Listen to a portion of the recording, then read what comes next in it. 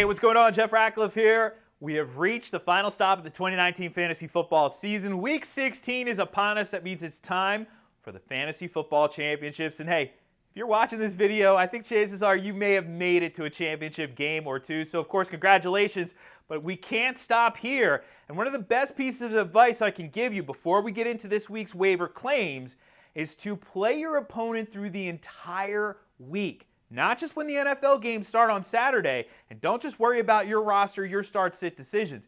You got to worry about your opponent's roster as well. Take a long look at their roster, take a look at what they need, and be prepared to put a block up, grab players off waivers who they may need. Go after it, play your opponent, and use your bench spots like chess pieces. Take a look at your bench as well. Hey, if there are guys on your bench who you are not going to start this week, there are guys on your bench who your opponent is not going to pick up and start against you, you can cut them loose. I know in a keeper league you're not going to do that, but in a regular redraft league, you don't need those players after this week. So you can use those bench spots to go after your opponent on waivers, play your opponent the entire week, not just when the games start on Saturday. So let's dive into this week's recommendations, and we'll kick things off at quarterback. Chances are you probably don't need a quarterback if you made it this far, but if you do, Ryan Fitzpatrick to the rescue. Hey, Fitzpatrick was the number 6 fantasy quarterback last week, getting Devontae Parker on the field. You know, he managed to get through the concussion protocol, scored 2 touchdowns there,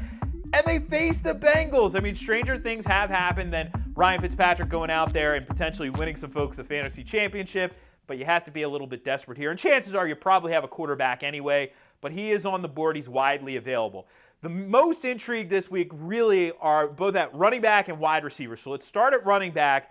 And Dalvin Cook owners know all too well the injury was untimely in Week 15. And we don't know if Dalvin Cook is going to play this week. Of course, the Vikings may already clinch their playoff spot if San Francisco wins on Saturday night. It's a Monday night game for the Vikings, so it's super complicated. But obviously, last week, what did we see with Alexander Mattison banged up with an ankle injury that could keep him sidelined again this week? We'll keep an eye on him. But we saw Mike Boone go out and have himself a day in relief of Dalvin Cook, had 2 touchdowns in that contest. And hey, Boone is not Dalvin Cook. Boone isn't Alexander Mattison. But Boone is a guy who could take advantage of a good matchup. And, oh, by the way, the Minnesota Vikings have a good matchup this week for running backs against Green Bay. Mike Boone, if you have any fab money left, if you're in a league that uses fab money, I'd spend it all on Mike Boone this week. Even if he doesn't play, it's still worth it putting it out there. Or, well, he'll play, but if Dalvin Cook plays, still worth putting it out there, putting the block up for your opponent. All right, so let's move over to wide receiver, and that's where the other intriguing ad of the week is. And his name, of course, is Prashad Perryman. It took a while, but he finally had his breakout game. And, of course, it was facilitated in large part by widespread injuries to the Buccaneers wide receivers. Mike Evans was already out. Chris Godwin had a decent game but got banged up. He's out. He's not going to play this week. Scotty Miller got back on the field, and he's now out. He's on injured reserve.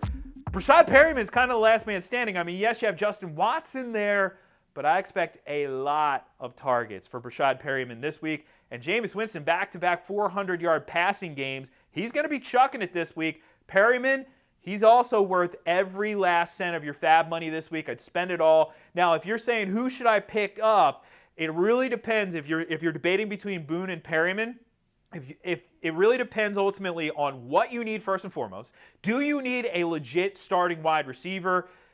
Obviously, go after Perryman. Do you need a guy you could possibly plug in as a flex or starting running back? Obviously, go after Boone. If you don't need either, if your team's rock solid, I would go after first and foremost whoever your opponent needs. If they need a wide receiver, go after Perryman. Same thing with Boone if they need a running back. That being said, I think that no matter what, we all should be putting in claims for both guys just in case our opponent falls asleep at the wheel. It may not happen. It probably won't happen. They're in the fantasy championship game for a reason. But putting in a claim for both guys couldn't do you any harm, so you might as well do it anyway. Finally, moving over to tight end, we'll go with Prashad Perryman's teammate, O.J. Howard. Oh, man, what a season for O.J. Howard. We'll forget this one, I swear, in the long term, but it was a lost season for a good chunk of the year. Other than the Arizona game, he really wasn't a fantasy factor. Everybody's a factor against the Arizona Cardinals. However, he's starting to surge down the stretch, and as I just mentioned, Jameis doesn't have any wide receivers to throw the ball to, so he's going to take advantage of the fact that he does have two viable receiving tight ends in O.J. Howard and Cameron Brate. And when you look at it from a higher ceiling standpoint, O.J. Howard certainly has that. He's very intriguing this week. I will have him as a top 12 play, and he is widely available. So if you need some help at tight end, O.J. Howard could be your guy this week. If those guys are owned, which I don't know about this week. I think some of those guys are going to be out there, especially Mike Boone. But if you want a few more waiver recommendations here for Week 16, of course, we have you covered there at PFF. We have rankings, we have projections, we have all kinds of football goodness. You can get all that and more over at PFF.com. You want to get rid of me and get back to more great PFF YouTube content? All you have to do is push that button right there and subscribe. Thanks for watching.